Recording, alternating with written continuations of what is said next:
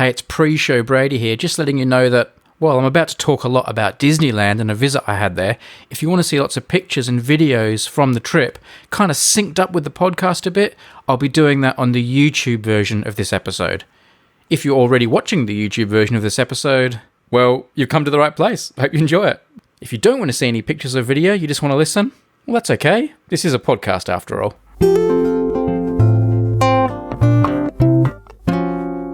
Disneyland. Tell me everything. You haven't told me a thing, but you've been to Disneyland. I'm back from the happiest place in Europe, Disneyland Paris. Wow. Now, the only thing I know about Disneyland Paris is that it's mocked in The Simpsons as being, like, absent and not... You know what I mean? Like, there's leaves flowing through it, and it's like, who are you not to come and enjoy yourself? That's like Itchy and Scratchy Land Paris. Is it like that, or is it just like... Is it Disneyland? Oh, well, like it's a bit kind of, like, sad and not as...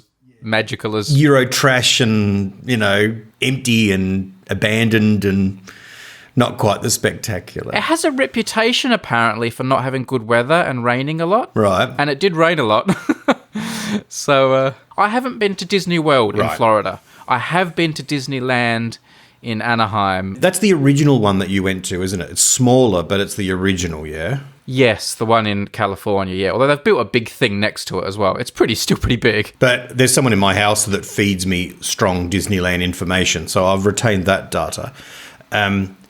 So let me ask you this. You know, the Disneyland, it exists in the zeitgeist for me, right? From watching The Wonderful World of Disney as a kid, and it's like this imaginary place that exists out there, and it's the castle and the whole deal. And I imagine you had that in your heart and your mind as well. Walking into Euro Disney, did it feel like you were arriving at that magical place? All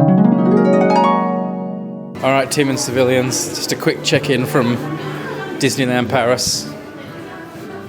The team's just arrived. You might be able to hear the music. Oh, Mickey, we've spotted Mickey Mouse. Mickey and Minnie Mouse are up on a balcony waving at everyone. Talk us through it, Kylie. There are lots of people here, but this is still magic hour, which means it's only for Disney hotel guests, but spirits are up, I would say, at this time of the day. It gets worse as the day goes on. Hey, Mickey! Hey, Minnie! Can you wave? Edward's waving. Yeah. Edward's waving at Mickey Mouse. Oh, hey, Mickey! Yeah. Edward's pretty excited about Mickey Mouse, actually. Wave! We're waving and pointing at Mickey. When you first walk in, it does feel kind of magical. Like it feels different to reality because all the music's playing and everything's so immaculate. So it does feel like you're in a special place that's not the real world. Right. It does have a bit of that about it. That kind of then goes away as reality sets in. Like the lines and food and walking and stuff. And like early in the day is quite a happy place. It's quite a happy place. And because we were staying at a Disney hotel near the site, we were able to go in a bit earlier than the masses before it becomes really heaving. And it's a bit calmer then. But within a few hours, you start noticing everyone, like, no one looks happy there. Everyone looks kind of like they're struggling. Everyone looks kind of miserable, except when they're taking their selfies and their photos. Because they're just dealing with getting the job done of Disneyland. So, like, it has this sort of happiest place on earth. And it's really well done, you know. They do everything well. Everything looks good and is neat and on time and runs smoothly. It's like Disney do it well. But there's just lots of people and lots of people with kids. I'll tell you what it reminds me of. I'll tell you what Disneyland reminds me of. An airport. Right. But worse. Right. Because I was thinking about this. Why are airports terrible, right? Why is being in an airport terrible? Being in airports is terrible because there's lots of people. Everyone has something they want to do, somewhere they need to get. Yeah. Something they want. They're very selfish. Everyone's selfish and is in it for themselves. I need to get my flight. I want to get to the front of the queue so I get the best luggage rack. I want this. people are unfamiliar with where they are. They don't know how it works because you don't go to airports that often. So what screen do I need to look at? Where's the gate? How does this work? So everyone's kind of a bit confused and stopping all the time and getting in each other's way. So the airport brings all these problems together to make it an unpleasant experience. Disneyland is exactly the same. Everyone's selfish. Everyone wants to get on the ride for them. Yes. People haven't been there before. They don't know how the queues work. There's too many of them. But it's also combined with the fact there's a billion kids and there's a billion prams. So it becomes even. So it's like the worst of an airport with a few extra bad things added in. It's got a few nice things added in too, like, you know, rides and stuff. But like, I had a great time. Yeah. Most importantly, Edward had a great time. Right? So well, he was wheeled around everywhere. That's right. yeah, or walked around and stuff. But, you know, as you'd expect, some of the things he liked most weren't the big Disney things. They were things you could have done anywhere, like buying him like a bubble blower that blew bubbles in the air. And he was like, oh, this is fantastic. Or seeing an old-fashioned car drive past. And he was like, oh, wow, car, that's a car. I could just take him out on the road and he gets just as excited looking at cars. All things that could have happened at home, yeah. Yeah.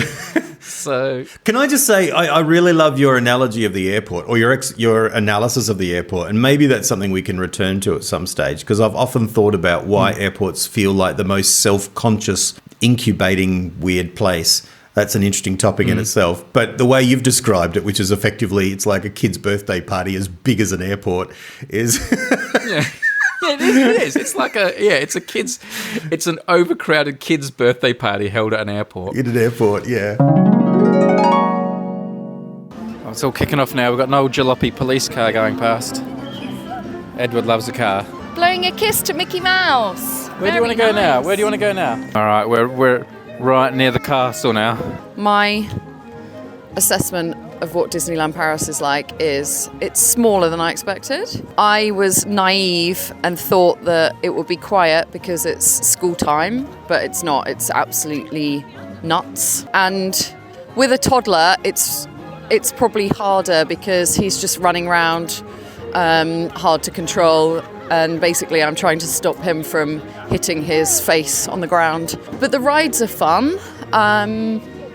That's Brady, that's Frontierland, where the boat goes from. Oh, yeah. Okay. I think my tips would be do it in chunks. Like, we're staying in a hotel that's about a 10 to 15 minute walk away. I'd love to stay in the hotel that's right here so you can do a little bit, go home, do a little bit, go home. Because it is a bit overwhelming, isn't it? It's hard for the little man because he gets tired. Ideal age for this place is, we decided, 4 to 8. Yes, I agree. But we've had a good time. We're about to go into the castle. I'll take a picture. Taking a picture without 1,000 other people in it is like the holy grail of Disneyland. Even more so than airports, I've never been to a place that's more every person for themselves in terms of people just cut in front of you and walk around and are oblivious to the rest of the world and are distracted. It's I'd like to know how this compares to the America one, because I don't think that... how do I say this diplomatically, that Europeans are as jolly as Americans. No. So, wow. It would be interesting to see whether it's a lot more up. I found it interesting that you said, you grew up with the world of Disney, so you've got this fascination with Disneyland. Another thing I found interesting about Disneyland, and I find it interesting more about Mickey Mouse, and that is, like, there are lots of Disney movies I like. I love, like, Finding Nemo and The Lion King and stuff like that. And more recently, I've got into a few more, like, I love Moana. I love Frozen. I love Disney movies. But I've never really been into Mickey Mouse. Yeah. Mickey Mouse has never really felt like part of my life. I don't really remember him from my childhood, like, watching Mickey Mouse shows or movies. And yet he's incredibly famous. He's, like, omnipresent, Mickey Mouse. I've known who Mickey Mouse was, it feels like, since I was born. And Mickey Mouse is strange like that. He's almost, to me, he's almost famous just for being famous.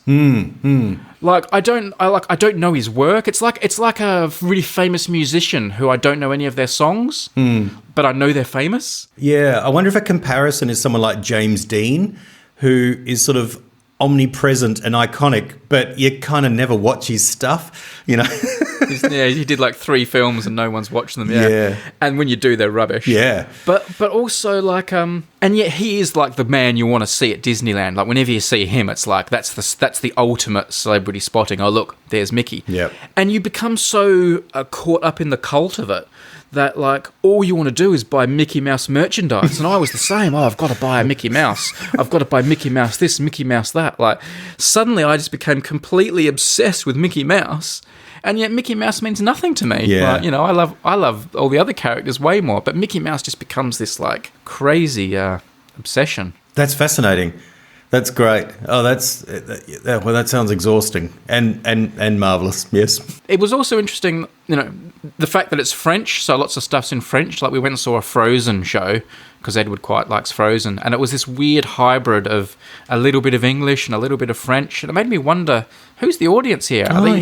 Is it foreign tourists? Are they French people? The language thing was a bit weird, the way they mixed the French and the English. And, you know, I don't want to be that guy that walks in and expects everyone to speak English to me when I'm in France. But it was sometimes the use of English and French was strange. I would say it was more English than French, but then occasionally things would just turn completely French. Because on the other hand, it's a total American import. Obviously, it's this American kingdom idea with all American characters. Yeah. Parle pas, fais attention, le secret survivra. Pas d'état d'âme, pas de tourment. De sentiments libérés, délivrés. We're about to watch the carousel, which is one of Edward's favourite things to watch. Decided not to go on it because I don't want to go round and round. Our biggest problem with going on rides is Kylie's motion sickness more than anything. Kylie's looking at the little app with the map, figuring out how long the queues are. Yay. It's a very high-tech experience these days, Disneyland. I tell you what this experience is like. It's a constant fear that you're missing out. So I'm just looking now at a ride that people are queuing for to see if I want to do it.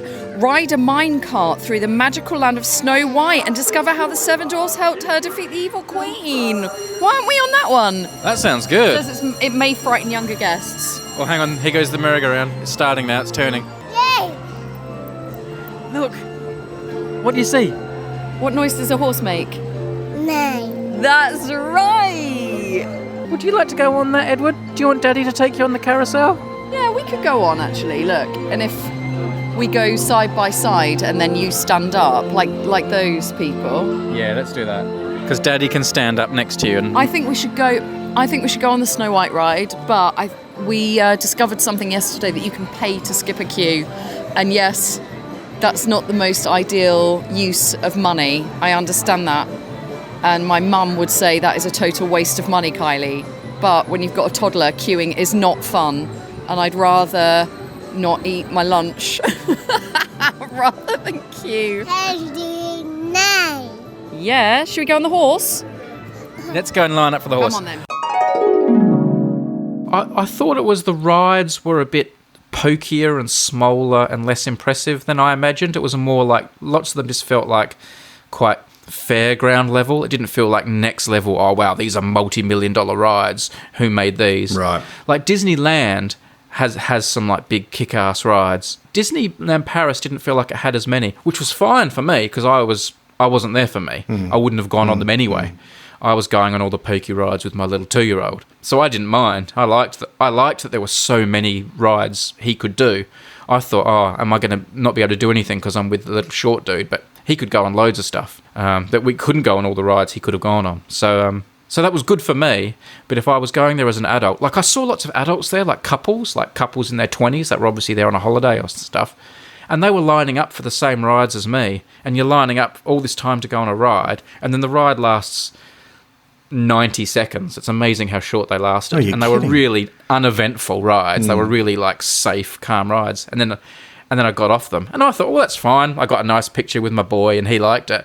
But if I was like in my 20s and this was like my holiday and I just lined up all that time as an adult, I'd be like really disappointed. Is the lining up really long? Is it really... Yeah, yes, not as bad as America. The lining up was bad, but everyone always talks about the ability to skip queues. these the special passes you can get. You can Right. get this pass for €90 that lets you skip the queue on each ride once. We didn't get one of those, but there's this other thing you can do, because we weren't going to go on enough rides.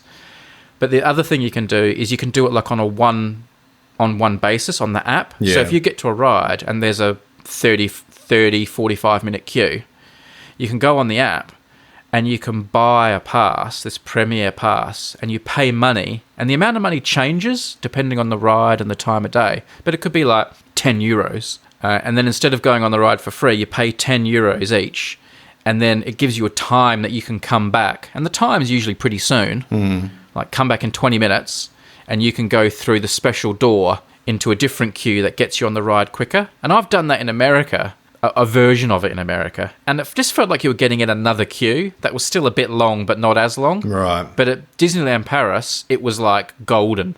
You were like, doing this got you on the ride within a minute or two. Right. So it was like, it was powerful. And when you're there with a 2-year-old and you don't want to stand in a queue for 30 minutes, it was like, yes, I'm willing to spend money on this problem. My attitude was, I'm not going to be here all day because I'm with a 2-year-old who's Yep. going to want to go home and have a nap after 3 hours. Yes. So I figured, well, I'm not going to be buying lots of food. I'm not going to be buying lots of hot dogs and drinks all day because I'm going to be leaving soon. Yeah. So maybe what I'm saving on hot dogs, I'll spend on skipping one or two. I only used it 3 times. Yep. Because most of the time the queues were short enough that I was like, 20 minutes, 15 minutes, I'll wait. And because we were there early in the day, the queues are shorter too. So I only did it 3 times. I guess what I'm saying is it provided more value than I expected. Yep. I thought, because you can't see the queue. Like sometimes it's like there's a door and you're like, am I just going to be joining some other queue hidden behind this door? Because Disney's quite good at hiding queues. Right. But and in America, that's what happened. I thought I was doing the VIP, and I ended up in another big queue. But here, it felt like, wow, this really is express. There's something that's always confused me about the rides at Disneyland. That you know how you go to like our Royal Show, which is like a carnival, and the rides are sort of physical experiences. Climb into this cage and be thrown around the place, or get onto this big ship and go back and forward. But when I've seen things at Disneyland, like the things, whatever Space Mountain is, and whatever the Michael Jackson ride was on that, or the Harry Potter, they seem like more shows or experiences. Like you're walking into a room and stuff's happening around about you, and you go, "Oh wow," and then walk out the other side. Like, are they rides or are they kind of immersive shows? Like, There's a mixture. It's a mixture. right? In America, there are some good throw you around rides, but there weren't many of them in Paris. There were a few immersive things that were more, illusions and tricking you with pictures on screens. But it was more, they more just felt like things you sat on and watched the world go by a little bit. Like the ride I liked the most, and Edward liked the most, was this one called It's a Small World. And you just got in a little boat that went around this river, this little river that was in like this massive, massive warehouse. And as you went along the river, there were little dioramas everywhere of little models from different countries. Oh, now we're going through Australia, and there's some kangaroos and some people with boomerangs. And there were just little models of little cute dolls like, hello, we're Australia. Oh, now we're going to Holland, and there's some windmills and people dressed as Dutch people. And like, now we're in America. Like, and that was like, you weren't being thrown around. You were just going around and seeing stuff.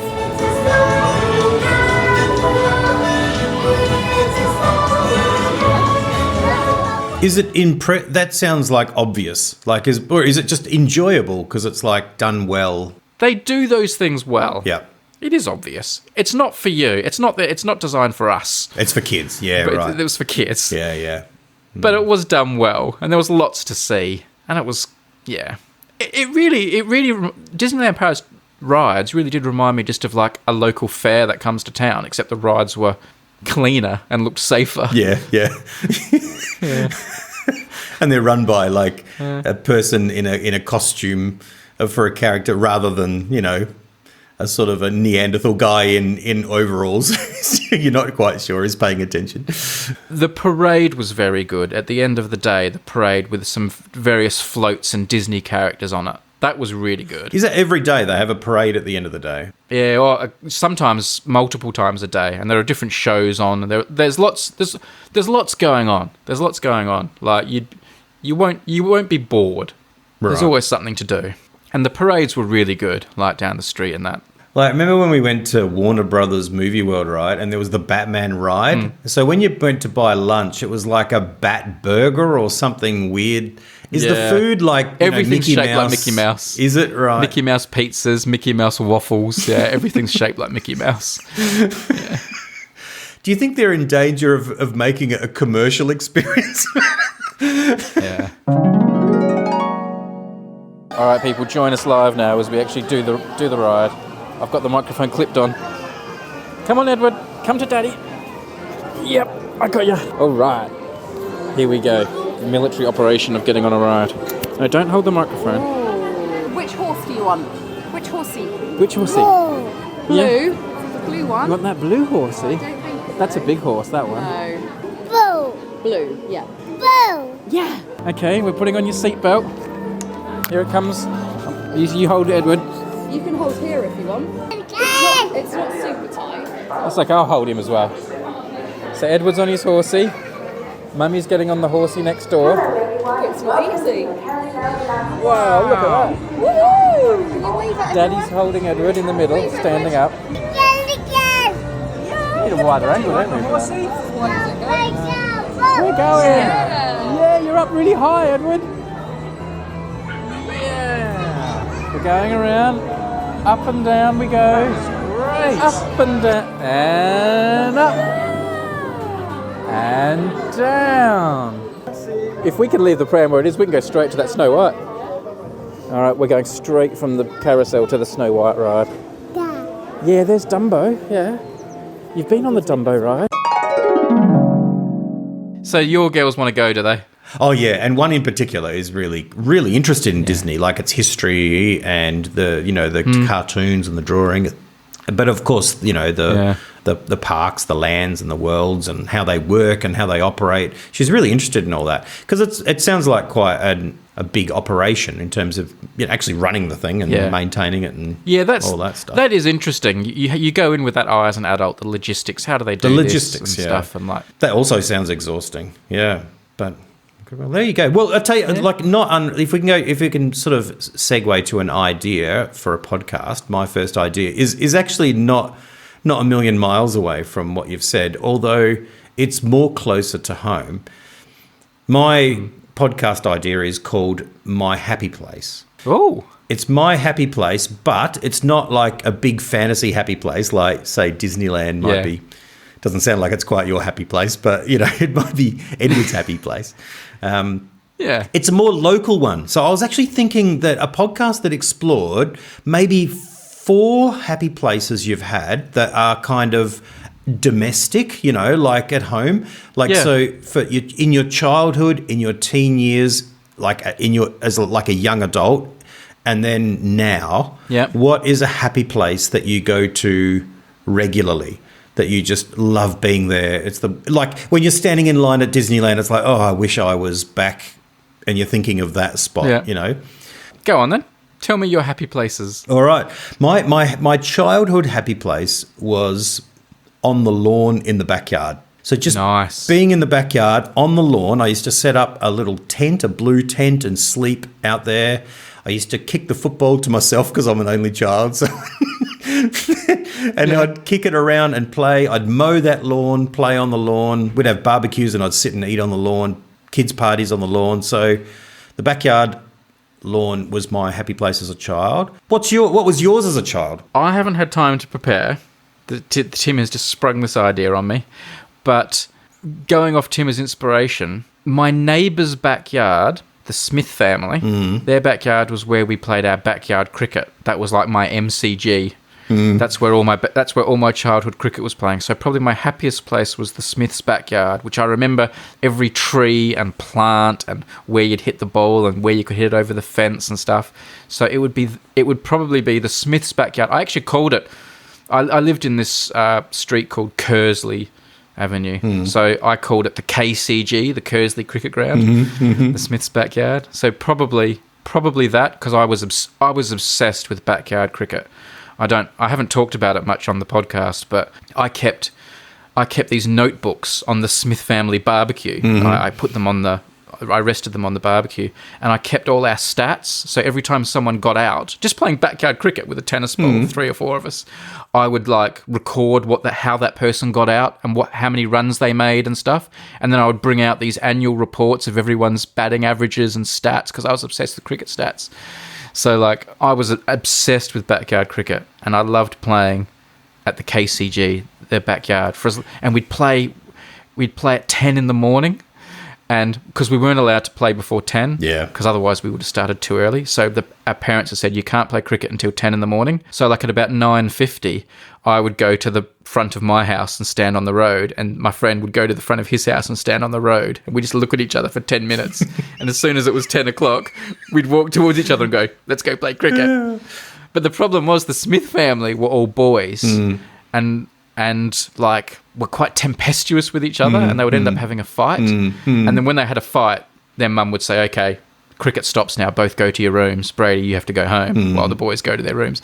And a fight would always happen within an hour or so. I'd want to play cricket for hours and hours, but I knew I had until the Smith boys had a fight and got sent to their rooms, which was normally around 10:30. The first fight would happen. But my happy place was that. That's cool. Do you know, I've heard so many stories about your next door neighbour's backyard that I actually have a mental picture of it. Like I can picture it. I've never been there, obviously. I've never been to your house where you grew up.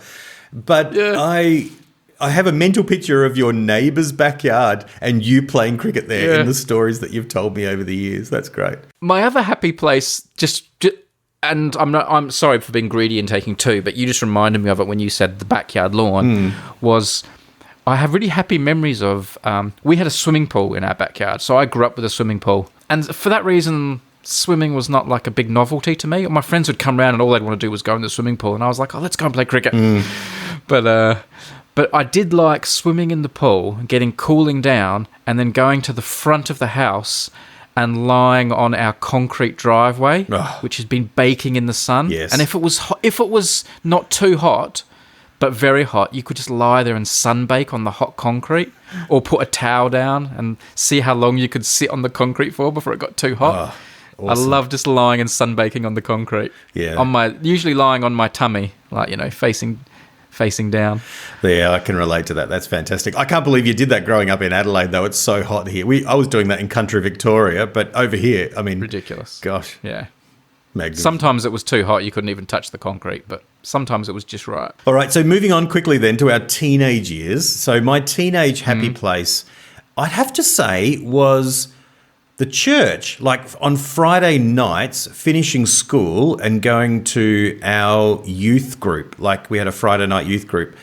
And I'd go there as soon as I could and then go and get like chicken and chips to eat from the Golden Wishbone down Marion Road and come back. But then on Friday night was a youth group, like with a rock band and, just people. And I just lived for it. I just loved being at the church and loved being amongst those people. And there were like older people, like young adults with their licenses, and then we'd drive and get a coffee afterwards, and they were very kind to me, and I loved it. What kind of age are we talking here? For me, I'm trying to... Well, this is teenager. So this for me would have been from 14, 15, 16, 17. I don't know. That's a hard one. Pretty much still backyard cricket, the Kersleys. I think it's still cricket related. Yeah. Playing cricket on Saturdays. The Boca Street Cricket Oval, where we played our home games as a junior, I would say. Boca Street, yeah. And I also played a lot of... like football, soccer there at Boca Street. I'm going to say the Boca Street Oval, which has a cricket ground and a football pitch, like a soccer pitch. So a lot of my happiest memories in my teen years are from cricket matches at the Boca Street Oval. I scored my first 52 not out. Great innings. Playing for who? Playing for like your school team or a local club? Right, no, it was for Brighton Cricket Club. So I'd played for a cricket club separately from the school. Right. So Boca Street Cricket Oval, and right next to the cricket oval there was a football pitch, and I had some really memorable games there, like big, especially a couple of cup games at night where we won unexpected games and things like that. When I was before I went to the school that you and I went to, when we had a rubbish team. Yep. I used to play for a good team, and we played a lot of games at Boca Street Oval. I'm going Boca Street Oval in just off Diagonal Road. Nice. It's funny you mentioned Brighton. You were with the Brighton Cricket Club because moving into young adult years, my happy place that came to mind for me was Brighton Beach, but not on the beach, in my car. I loved, particularly in winter, just taking and going and sitting at Brighton Beach and reading in the car. I remember going there at night time. If I couldn't sleep, I'd get an iced coffee and just drive down to Brighton Beach and just like sit on the rocks and stuff. I just loved being by myself at Brighton Beach.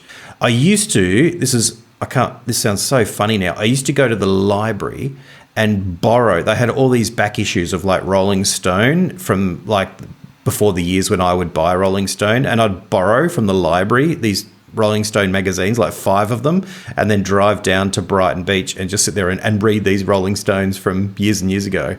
And that, with an iced coffee, still feels like what I feel like doing right now. Like, that is fantastic. I'm going to go for my like 20s, my happy place being Bernardi's, the bar. Bernardi's, yeah. Yeah, so the Advertiser building, where it used to be, it's not there anymore, was connected to a pub, which was called the Criterion. And then it got taken over by an Adelaide guy who was a politician called Corey Bernardi. That's right. He renamed it Bernardi's. And when I started becoming a cadet journalist at the Advertiser, it was called Bernardi's. Yes. And I'd never been to like pubs and been drinking before and things like that very much. And I was the youngest cadet in my cadet group. So all my fellow cadets were a bit more experienced than me and would go to the pub drinking, and sort of introduced me to that kind of lifestyle of, going out for a drink and socializing at the pub.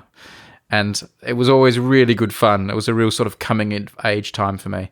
Bernardi then sold it and it became the Criterion again. Right. We would still go there, but it was no longer called Bernardi's. But I just remember it being called Bernardi's during those few years, those first year or two. So now, I don't know if it's still there, the Criterion or not. No, it's all gone. Yeah. It's gone, has it? Yeah. The building's demolished and there's something else being built that's smaller and different. Yeah. That whole corner where the Advertiser building's all gone as well, of course. They built a new one. Yes, I know the Advertiser buildings went, but I didn't know if Bernardi's. It probably did, yeah, because it was connected. Anyway, I'm gonna say Bernardi's. Although I probably went to it as the Criterion pub more than Bernardi's, but I'm going to call it Bernardi's because that name just evokes the memories of being a young cadet and going and trying a Madurian lemonade for the first time and. I do, yeah. I didn't think of that as a venue around town. That's cool. Like, there are some, like Theberton Theatre, some really great gigs. I didn't think of that, but that is a really good idea too. Yeah, some fantastic. Seeing Jeff Buckley at the, and Nick Cave a bunch of times, of course, at the Theberton Theatre. That is a pretty cool, that feels like home to go there as well too. All right. What about now? So now, I'm going to say my apartment. My happy place is being on the couch reading, and I'll say like either reading and then falling asleep in the afternoon, just with the family around, or super early in the morning. I love getting up really early and getting up and reading or watching a movie or something. But yeah, just getting up early, making a coffee with my wonderful coffee machine, and just being in the house, being in the apartment with my family there, that's heaven. That's wonderful. That's a happy place. My happy place now. I mean, when you're the dad of a 2-year-old, you may remember. Probably my happiest place is bed. Yes. when I can sleep, if I can sleep. There is an little Italian restaurant right near my house that has a pasta dish that I really like, that I customise the way I like it. I have it a bit different to how they serve it. And I quite like sometimes just going there on my own. People don't eat there on their own very much because it's like a restaurant, but I just sometimes just go there on my own. And I order this same dish all the time. And all the waiting staff there know that I have this different dish. And it's a bit of a joke amongst them, I think. That, there's that guy that orders that same thing every time. And they always bet, is he going to order it again? And I always do.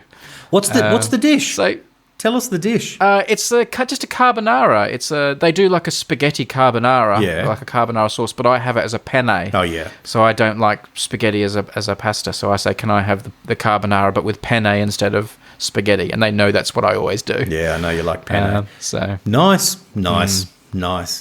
We would love to hear from all you civilians about your 4 happy places. Go onto the Reddit or send us an email. unmadefm@gmail.com, or you know where our subreddit is, and tell us your 4 happy places and why. Maybe we'll share a few of them. I'd love to know other people's happy places. This, by the way, is a great podcast idea, Tim. Obviously, we've just done our own little version. We have it. But I would love to hear. It's so heartwarming to listen to, isn't it? It's so great. Yeah, nice. Yeah. Tell us your happy places. A nice segue from the happiest place on earth as well. You're podcasting well, Tim. Think of it. Thank you very much. I'd like to thank the Academy. Yeah. Should we do some parish notices? Oh, really? We've not done them yet. Let's go. No, I like to do an idea first now before we do the parish notices. Okay. All right. Nice podcasting, Brady. I want to know, have you gone back to the Golden North rum and raisin ice cream after you're being burned by your almost raisinless tub recently? I have. I took the voucher. We used the voucher to buy another tub of rum and raisin, as we were supposed to do. So you could have used that voucher to buy anything, could you? It was just at the supermarket. You didn't have to use it on a Golden North product. I know. That would have lacked some integrity, though, having received it for that purpose. So, plus... When it comes to ice cream, Tim is a man of integrity. I am a man of integrity. Plus, there's nothing else I want to buy. And how was this tub? Had they... Did you get sufficient raisins? I tell you, the question comes to mind, can you have too many raisins? That's the question for this tub. Because it was almost like they had heard and compensated in this one tub for the last tub. There was a massive cluster of raisins further down. Really? And I was actually like, oh, this is funny. I can't wait to tell Brady about this because there literally are too many raisins. There's too many raisins. You should write another letter to Golden North about it. Tell them what happened. See if you get another voucher. It was like the mother lode. It was amazing. This could be the ice cream tub that never ends. They just keep sending you vouchers and you just keep buying another tub. That's true. I could live off this forever. That's a fantastic idea. There was so many, I don't want to overplay it, but there was so many raisins, right, that across the 2 tubs, like if you were to average it out across the 2 tubs, it still felt like there were slightly too many raisins overall. You know what I mean? Like more than normal. That's how many were in the second one, and yet, as we know, it was a dessert desert in the first one. So couldn't have scripted that better. Well, the quest for the perfect tub continues by the sounds of it. Of course, I have been having the perfect tubs for many, many years, very, very happily, until this recent little episode of dearth and then overcompensation. But we'll see. Maybe things will even out after this, but love it. I also contacted Golden North as well and asked them the question that you asked me to ask about whether it was possible to do a tour to inspect the raisin situation for myself, the logistics, the behind the scenes, and they have not replied. They've not replied. No. Which come on, Golden North. I just assume they're busy. I just assume they're busy with the raisins, and whoever answers the letters. They're dealing with a raisin crisis by the sounds of it. It's all hands to the pump. So, yeah, but that was very pleasurable. Still love it. I actually we branched out and bought some boysenberry because that's my other flavour that I love. That was delicious as usual. Love the boysenberry. But happy with the ratios there? Yep. No, perfect, lovely, beautiful. That tub's gone now, so it's time certainly to go shopping again for the rum and raisin. So I'll keep you updated. To be continued. Always. In a recent episode, Tim talked about dream locations for doing a podcast, and we heard from Avatars 1027 with what I thought was quite a good idea, so I thought I'd share it. This was from the subreddit. Tim's idea for dream locations could be made even better if the hosts were in different but related places and talk about the related subject from the 2 points of view. For example, both the North and South Poles, an Earth sandwich, or the peak of Everest and the bottom of the Mariana Trench. More realistically, the start and finish lines of a famous race, the top and bottom of a tall building, or opposing capitals of a past war, etc. That's a nice idea. That's a good idea. Yeah. Nice. Like it. Of course, the start and finish lines of many races is the exact same spot. We'd be standing next to each other. But Yeah, that you wouldn't want to do that like on a racing track, No. like like Silverstone or something. You'd want to do it like maybe like a marathon or something, the Tour de France. Yeah. or Paris to Dakar. We talked about leap days, and I bemoaned that there weren't many interesting deaths on leap days. I ended up sort of scratching the bottom of the barrel, and I think who was it? It was Pat Garrett, wasn't it? The guy who shot Billy the Kid. Yeah. I ended up using him. Anyway, we heard from an owl flying who said, "You talked about how no one really big has died on a leap day. Turns out Brian Mulroney, an important Prime Minister of Canada that ruled in the 1980s and 90s, I remember him as the Prime Minister of Canada, he just died on this leap day, a somewhat tragic coincidence." Oh, there you go. Yeah. But still not a big name. I mean, a significant person No. for Canadians, surely, but in world affairs, it's not like the United States. You know what I mean? Like it's a middle country. That's what I'm saying. A middle-sized country. Oh, man, that's a big thing to say with our big Canadian listenership. Oh, All right. that's right. On unmade law, they are the capitals, surely. I think Brian Mulroney's probably like, I probably couldn't have named him. I probably didn't remember it until I had my memory jogged, in fairness. But he is like one I'd heard of. Like, he's a big Prime Minister. Well, he's a big Prime Minister of my childhood. He is. But yeah. Look. He's not Mickey Mouse, is he? Like he might be. Is it Pluto? Oh, Goofy. Like he's not in. If you use he's not. What an insult to the people of Canada that one of their most famous prime ministers, and you're saying he's no Mickey Mouse. That should be a compliment that he's not Mickey Mouse. He's a serious person, but I mean, calling someone Mickey Mouse is normally an insult, isn't it? It Like, is. oh, he's a bit Mickey Mouse. that's right. Not Brian Mulroney though. He's not Mickey No. Mouse. He's less. He's not even Mickey Mouse. Dear. I'm sure he was. Oh well, I have no idea, but he was obviously a significant person to his family, close friends, and many Canadians. Yes. Just not Tim. Well, I'm saying he's not. It's not like Winston Churchill. I'm saying in terms of we talked about famous people and famous leaders. Yeah. It's not like Abraham Lincoln died on a leap year. We'd go, oh wow, that's incredible. But then talked about you specifically mentioned that there's lots of people.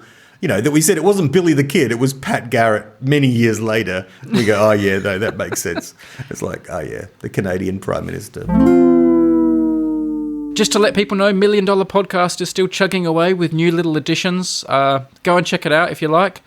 The Banjo Lady got in touch and said, "I've been enjoying the $1 Million Podcast. I check it every so often to see if there's something new. I get the same feeling as a kid checking the cookie pot and finding fresh-baked chocolate chip cookies. Clicking on the links is a bonus fun as well." So go and check it out, people. It's this piece of audio that's ever growing as things are added to it. And I bring it up as well because loads of people have bought time, like they've bought like a 5-second slot or a 10-second slot, and then haven't sent me the audio yet. And I don't know what's going on, like if something's going wrong with the process or something, but check out the link in the description. If you've bought time on the $1 Million Podcast and haven't sent me the audio yet, at least tell me why you're not sending it, because I don't know what's going on. We've got the money. That's like going through a KFC drive-through, ordering, paying, and then just driving off without picking up your food. That's great. Exactly. And if you would like to buy a slot on the $1 Million Podcast, you can still do that too and submit some audio. There's some really fun additions. Or if you want to buy a slot and not send the audio, that seems to be a thing that people enjoy. So you can do that too if you like.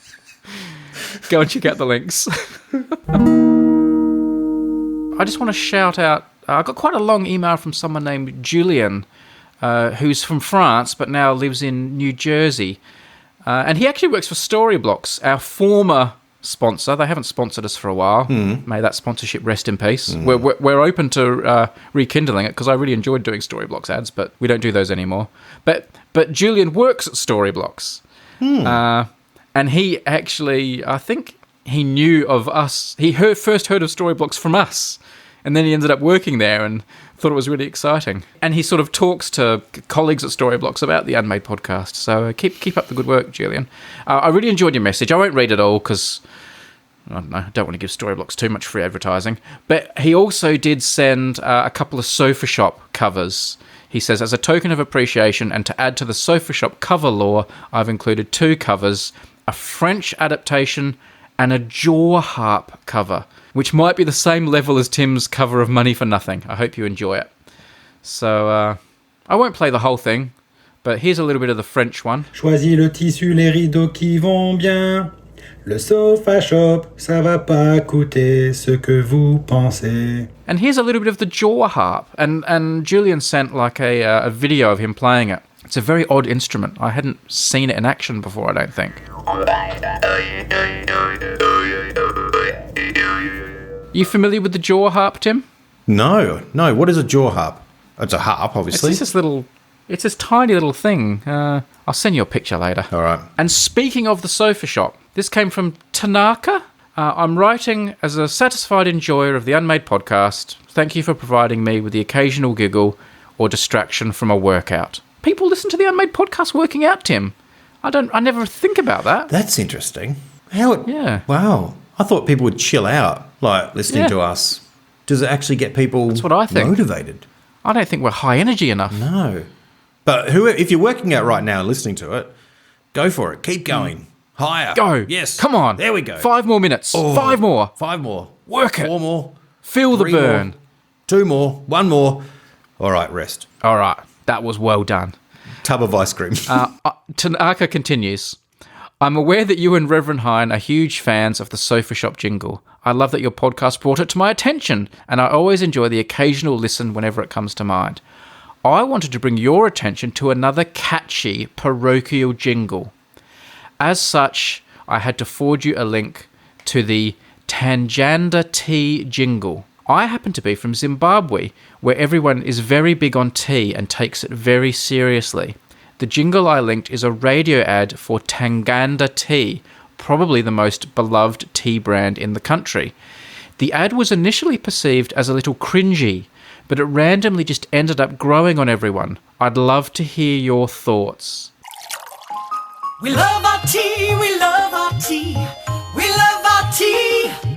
We love our tea, we love our tea, we love our tea.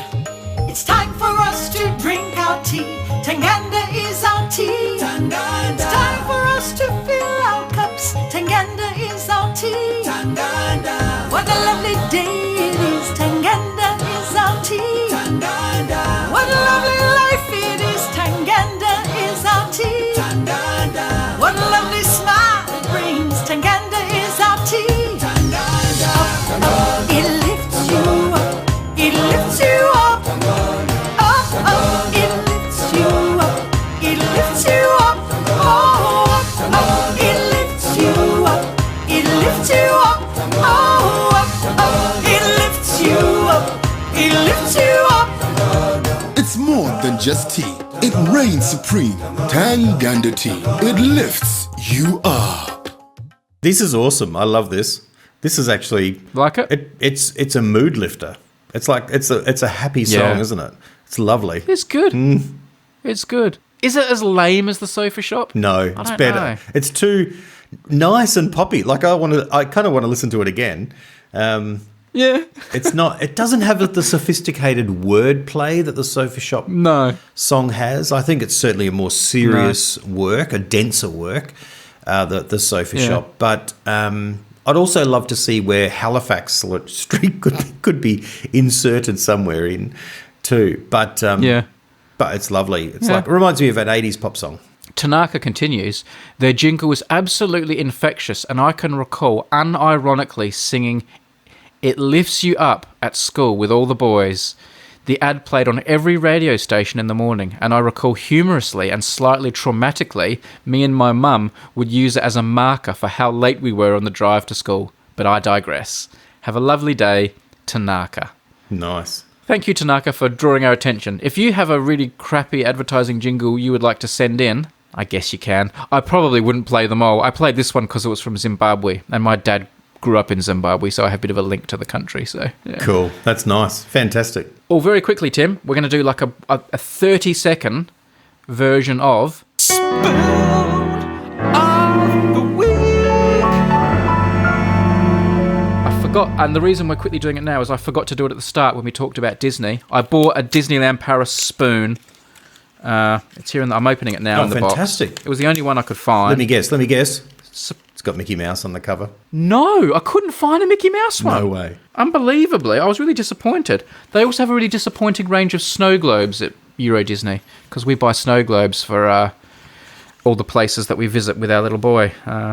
And I did get a Mickey Mouse snow globe though. But here's the Euro Disney one. It's the castle. I'm holding it up for you to see. I'd say There'll be a picture in the show notes. Oh, geez, you want to be careful with that. You could stab yourself with it. Yeah. Golly. It is. It's got a very...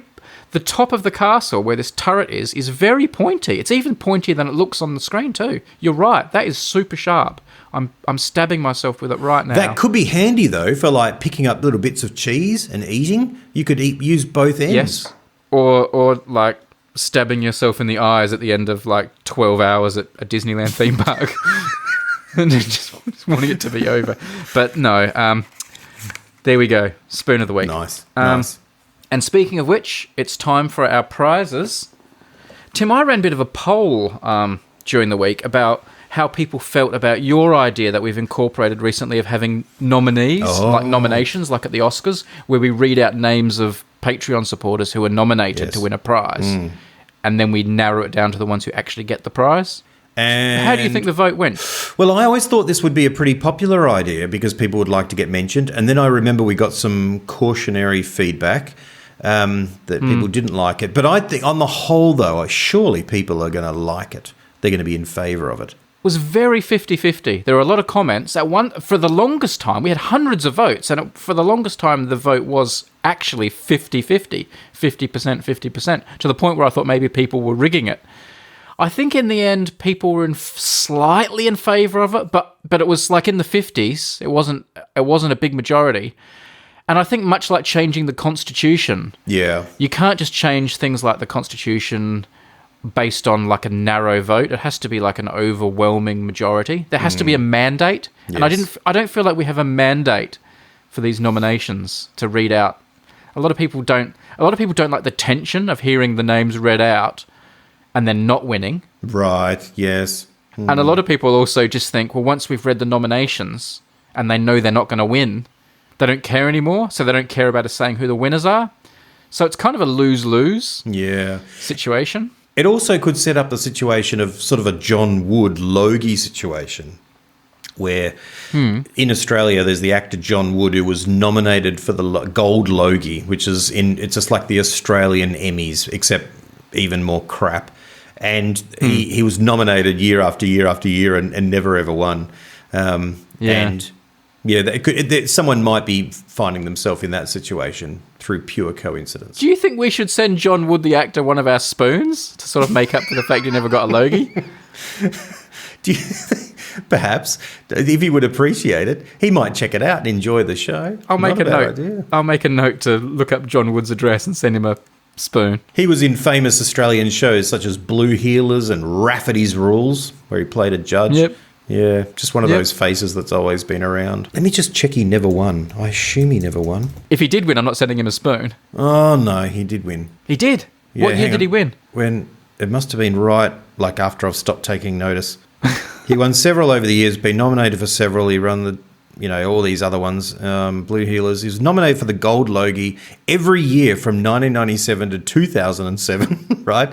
After 9 consecutive Gold Logie nominations without a win, he was awarded the prize in 2006. Okay, there we go. Okay. That's the Logies is also like, the Gold Logie is like a popularity contest, isn't it? It's like done like a magazine, like magazine readers vote for it. So it's even less legit. There you go. Anyway, the point remains, though, we could set up someone to be a repeat nominee and never give it to them. And it could be devastating for people because it means literally means more than the Logies. Yeah, it does. It does. By the way, I've done a little bit of tweaking of the algorithm this week.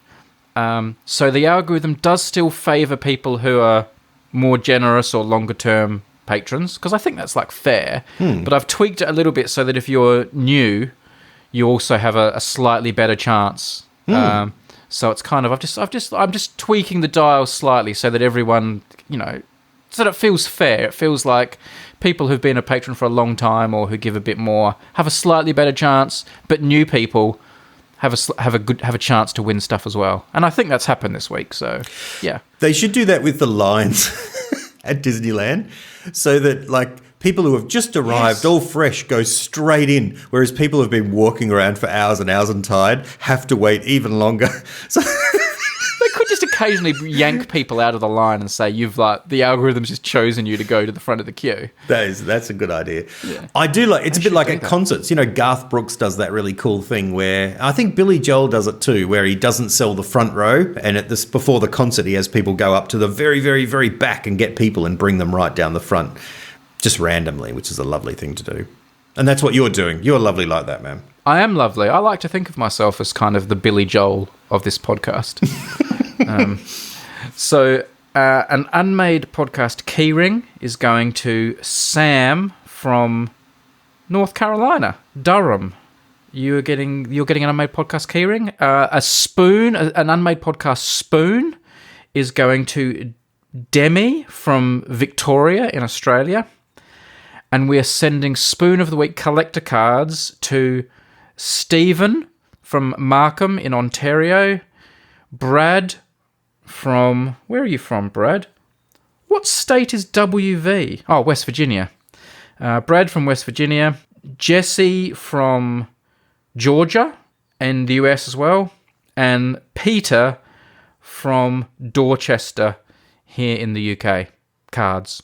Thank you. Go to patreon.com/unmadefm if you'd like to support our podcast. It keeps it going. It lets us make more episodes. But also, you're in the running for prizes like this, and your name's on our Hall of Fame, and there are other... And I put lots of bonus stuff on the Patreon as well. Behind-the-scenes stuff, pictures, polls, all sorts of stuff. I try to make it worth your while. And congratulations to all those who were nominated, unnamed, but were nominated, Yeah. who were in the running. Everyone Yes. else, basically. That's everyone else. Literally everyone else on this occasion. So congratulations. So everyone else whose name wasn't just read out, you can share in the disappointment. It was an honour just to be nominated, I'm sure. Got time for a podcast idea from me? Yes, we do. I'm going to do like a bit of a more downbeat one after you did the happiest place one. And everyone at the gym goes, oh. I live near a lawn bowls club, and I drive past it most days, and they have these flag poles there, and very often it seems the flags are at half-mast. I imagine lawn bowls clubs probably maybe have a higher death rate than some other sporting clubs because of their demographic. I don't know, but it seems people die at the lawn bowls club, and the flags are at half-mast. And every time I drive past, I look at the flag at half-mast, and I just think, I wonder who died. I wonder who they're paying tribute to. I wonder what their story is. It's another person lost to our world who had a life full of stories and events and tales to tell. And for a few seconds, I think, I wonder who they were. So my podcast idea is called Half Mast, and it's a podcaster who roams around the world, and when they see flags at half mast at some institution or club or place, they investigate. They find out who has passed, who's been paid tribute to, what is their story. So this is kind of, obituaries, eulogies for people who've died, but not famous people. Just people who are being remembered somewhere with a flag at half-mast. Ah, that's great, man. I mean, I love this sort of stuff. Like it? Fantastic. Yeah. Yeah. I did a funeral last week, actually, for a really marvellous character. So I'm kind of in that headspace, too, of... You're in that zone? Yeah. I'm just thinking about him.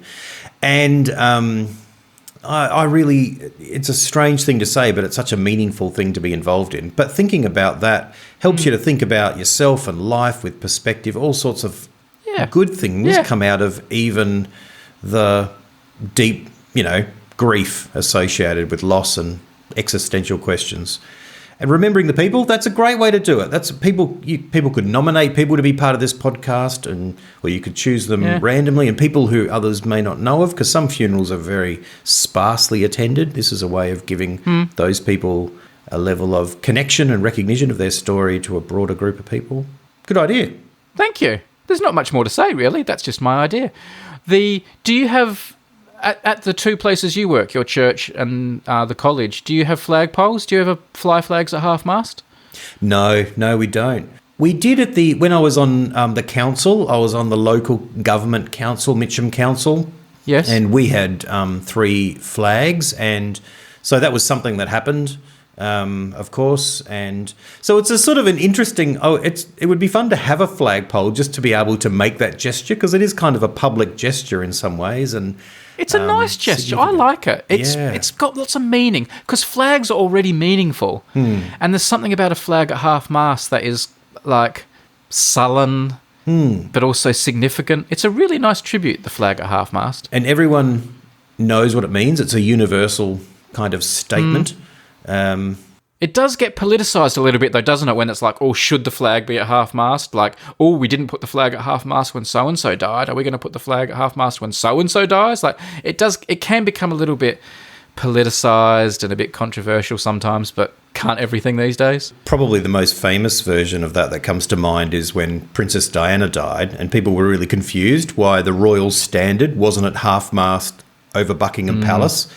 And the idea being, no, it wasn't the royal standard. The idea was that that's the flag of the sovereign, and she's still alive. And so, but people were looking for that symbol. Hang on, this is what we do. We do flags at half mast. Yeah, they couldn't people understand. got pretty upset about that. Oh yeah, that was a mistake too. I don't care about the traditions. Like they needed to go all in with the sadness there. Well, they did, yeah, because it's pure symbolism. But symbolism is a reflection of when it works, symbolism is a reflection of what's going on internally. And people need to see the symbol to, you know what I mean, to reflect what's going on inside them. And that was an important gesture. So symbols really, really matter. Well, there's not much more to say about my idea. I just wanted to put it out there. I'm glad I did. Tim and I know this is a somber way to end the podcast. Have you got any secret words to dig us out of this sad moment? No, I'm sorry. No secret I don't. Words. No, it's a real downer. No. If you're if you're at the gym now, this is hard yakka right now. You'll just be feeling tired. You're in wind down now. No, if you're in the gym now, you can get ready to stop. And for wind down, as you go to do your stretches afterwards, and maybe have a sneaky muffin at the shop, you can go to the request room, which is where our Patreon supporters go for some extra content that Tim and I do after the show. I have here some requests from Patreon supporters, and we will be dealing with some of them in the request room. We may even be having a musical performance from Tim. That's right. I have brought the guitar along. I have something prepared. I can't say more. So patreon.com/unmadefm if you want to check out what's happening in the request room. But for now, thank you for listening. Thank you for listening. The most traditional way of ending something ever. Yeah. Yeah. Hey, are you guys out at Radio Land? Signing off. I'm old school. Yeah, signing off. Yep. Tune in next time. You happy with that one? It was all right. It ended on a bit of a downer, didn't it? I'm sorry about that. I didn't really think it through. I should have had something else to lift us at the end. It ended soberly, reminding us of life and meaning and poignant, which is one of my favourite words. It's a lovely word, poignant. It is, yes.